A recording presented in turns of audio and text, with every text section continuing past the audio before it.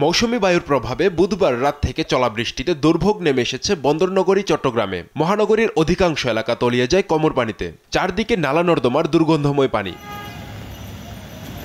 অথচ চট্টগ্রাম নগরীর জলাবদ্ধতা নিরসনে 14,387 কোটি টাকার 4টি প্রকল্পের কাজ চলছে। এর মধ্যে 2টি বাস্তবায়ন করেছে চট্টগ্রাম উন্নয়ন কর্তৃপক্ষ, একটি পানি উন্নয়ন বোর্ড, অপরটি সিটি কর্পোরেশন। এরপরও মুক্তি নেই নগরবাসীর। পানি এখানে নালা জাম হয়ে রয়েছে, সুইচ গেট করে রেখেছে, সুইচ গেট ছাড়ে না, সুইচ গেট অফ করে রাখছে, এই কারণে পানি জমে গেছে। আমাদের বাসার নিচে পানি উঠছে, কালকে রাতে অনেক পানি ছিল, রাতে আমরা ঘুমাতে পারিনি। এখন দোকান খুলছে, দোকানের ভিতরে অনেক পানি উঠে গেছে।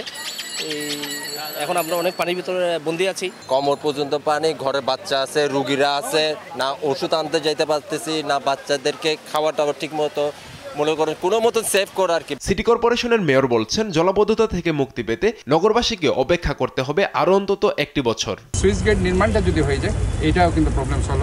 আমি পানি উন্নয়ন বোর্ডের সাথে কথা বলেছি, পানি উন্নয়ন বোর্ড আশ্বস্ত করেছে আগামী বছরের জানুয়ারিতে তারা এই কাজগুলো শেষ করে দিতে পারবে। এদিকে বৃষ্টিতে চট্টগ্রাম নগরীর অক্সিজেন 2 নম্বর গেট সড়কের এক পাশ ধসে গেছে, অপর পাশ দিয়ে ঝুঁকি নিয়ে যান চলাচল করছে। আজানের আগে, কিছুক্ষণ আগে, মানে আজানের পরেই এই ব্রিজটা ভেঙে যায়। আমরা সাধারণ মানুষ কষ্ট ভোগান্তিতে আছি।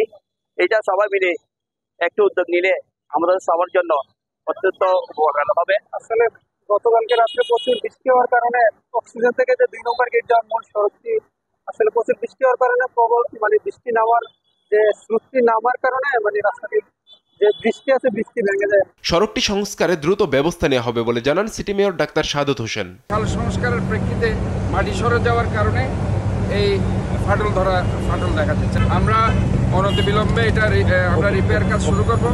পুরো নগরীর জলাবদ্ধতা নিরসনে দ্রুত কার্যকরী পদক্ষেপ দেখতে চায় নগরবাসী।